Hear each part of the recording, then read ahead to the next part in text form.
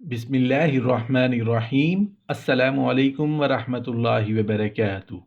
نماز فجر کی برکتیں اور فضیلتیں۔ نماز فجر کا ثواب باقی نمازوں سے زیادہ کیوں ہے؟ محترم ناظرین، نماز کی فضیلت، نماز کی اہمیت، نماز پڑھنے کے فائدے اور نماز نہ پڑھنے کے نقصانات سے کون ناواقف ہے؟ ہم سب جانتے ہیں کہ مرنے کے بعد سب سے پہلا سوال نماز کا ہوگا۔ یوں تو 5 نمازیں ہم مسلمانوں پر فرض ہیں۔ ہر نماز کی اپنی فضیلت اور فائدے ہیں، لیکن نماز فجر کی فضیلت باقی نمازوں سے زیادہ ہے۔ زیادہ اس لیے ہے کہ فجر کی نماز کا وقت وہ وقت ہے جس میں انسان گہری نیند کے مزے لینا چاہتا ہے، اور نیند فجر کے وقت واقعی بہت مزے کی آتی بھی ہے۔ لیکن نیند کے کو پسے پشت ڈال کر نماز فجر کے لیے اٹھ کھڑے ہونا بے شمار برکتوں اور فضیلتوں کو سمیٹنے کے برابر ہے۔ ایک روایت میں آتا ہے کہ صبح کا وقت روزی کی تقسیم کا وقت ہے۔ جو اس وقت جاگ رہا ہو اس کو روزی کی برکت حاصل ہو جاتی ہے، اور جو اس وقت سوتا رہے وہ روزی کی برکت سے محروم رہتا ہے۔ ایک روایت کا مفہوم ہے کہ صبح کا سونا عمر کی برکت کو ختم کر دیتا ہے۔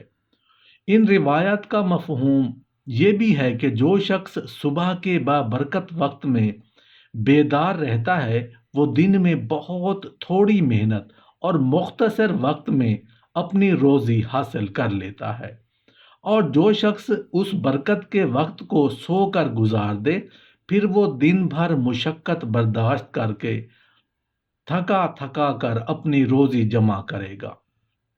ایک روایت کا مفہوم ہے کہ رسول اللہ صلی اللہ علیہ وآلہ وسلم نے اپنی امت کو دعا دیتے ہوئے فرمایا، اے اللہ میری امت کی صبح میں برکت پیدا فرما دیجیے۔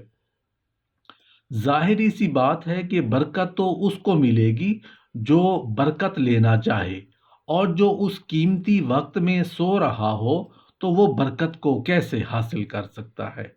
لہذا بچوں کو صبح جلدی اٹھنے کا پابند بنانا چاہیے تاکہ وہ سست اور غافل اور محروم نہ بن جائے۔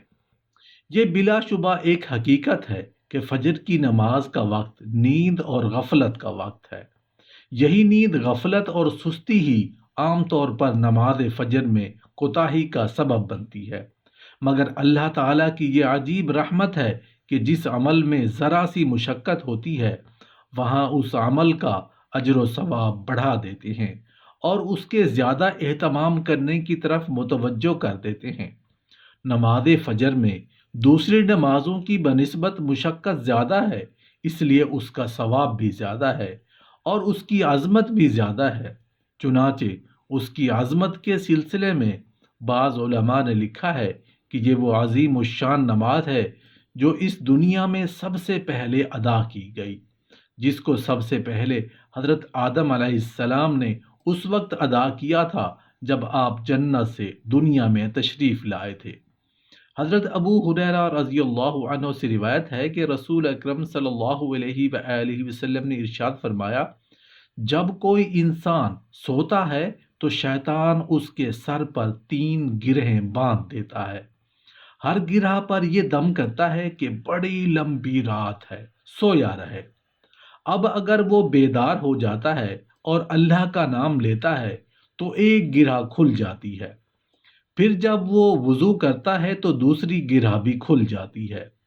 صبح کے وقت وہ آدمی خوش باش اور تازہ دم ہو جاتا ہے، وگرنہ بد مزاج اور سست رہتا ہے۔ شیطان انسان کا کھلم کھلا اور ہمہ وقتی دشمن ہے۔ وہ چاہتا ہے کہ انسان کسی قسم کی بھلائی حاصل نہ کرے۔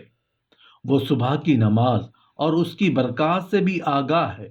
وہ انسان کو نماز سے روکنے کی پوری کوشش کرتا ہے۔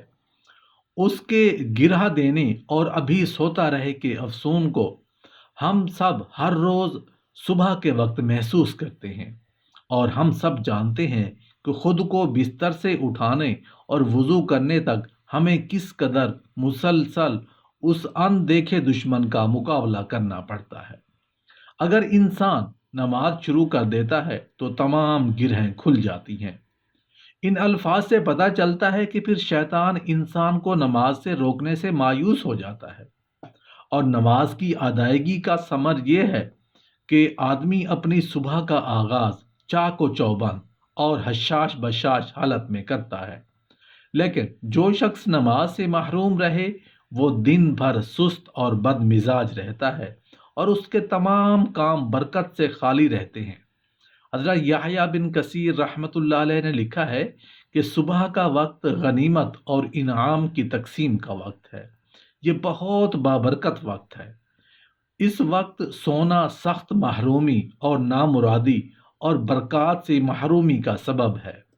جو چاہے اس وقت جاگ کر غنیمت و انعام اور برکات اور روزی اور رضا کو حاصل کر لے، اور جو چاہے اس قیمتی وقت کو فضول سونے میں گزار کر اس بہت بڑی اور مفت میں ملنے والی خیر سے اپنے آپ کو محروم کر لے۔ اگر بچپن ہی سے بچوں کو سحر خیزی کی عادت ڈال دی جائے تو بڑے ہو کر بھی وہ جلدی اٹھنے کے پابند ہوتے ہیں، اور اگر ان کو بچپن میں اس کا عادی نہ بنایا جائے تو بڑے ہو کر بھی وہ دیر تک سونے کے عادی بن جاتے ہیں، اور پھر دن بھر چہرے اور بدن میں سستی چھائی رہتی ہے، طبیعت میں کاہلی آ جاتی ہے، طبیعت آرام طلب ہو جاتی ہے، نہ تازہ خون اچھی طرح بنتا ہے، نہ دوران خون اچھی حالت میں آتا ہے۔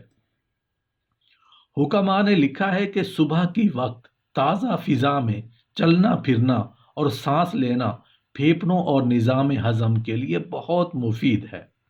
صبح دیر تک سونے کا ایک نقصان یہ بھی ہے کہ قبض کی شکایت ہو جاتی ہے، جس سے نظام ہضم بری طرح متاثر ہوتا ہے۔ غذا معدے میں صحیح طور پر ہضم نہیں ہوتی، بھوک کھل کر نہیں لگتی، اور صبح جلدی اٹھنے کا بڑا فائدہ یہ ہے کہ قبض کی شکایت نہیں ہوتی، نظام ہضم درست رہتا ہے، معدہ غذا کو صحیح ہضم کرتا ہے، اور غذا اچھی طرح جزو بدن بن کر تقویت جسم کا سبب بنتی ہے۔ حکماء نے لکھا ہے کہ معدہ تمام بیماریوں کی جڑ ہے۔ اگر معدہ درست ہے تو جسم کی پوری مشین صحیح کام کرتی ہے، اور اس کی خرابی صحت کی خرابی کا سبب بنتی ہے۔ جسم کی مشین کو صحیح چلانے میں بھی صبح جلدی بیدار ہونا بہت مفید ہے۔ یہ تو ایک ثانوی اور ضمنی فائدہ ہے، اصل فائدہ اس کا پہلے ذکر کیا جا چکا ہے، اور ان سب سے بڑھ کر شریعت کی تعلیم ہمیں اس بات کی ہے۔ ایک روایت کا مفہوم ہے کہ صبح اٹھ کر جس کے قدم سب سے پہلے مسجد عبادت کی طرف چلتے ہیں اس کے ہاتھ میں ایمان کا جھنڈا ہوتا ہے، اور صبح اٹھ کر جس کے قدم سب سے اول بازار کی طرف چلتے ہیں اس کے ہاتھ میں شیطان کا جھنڈا ہوتا ہے۔ اس حدیث شریف کو دیکھ کر ہمیں خود ہی اندازہ کر لینا چاہیے کہ ہمارا شمار کس گروہ میں ہے۔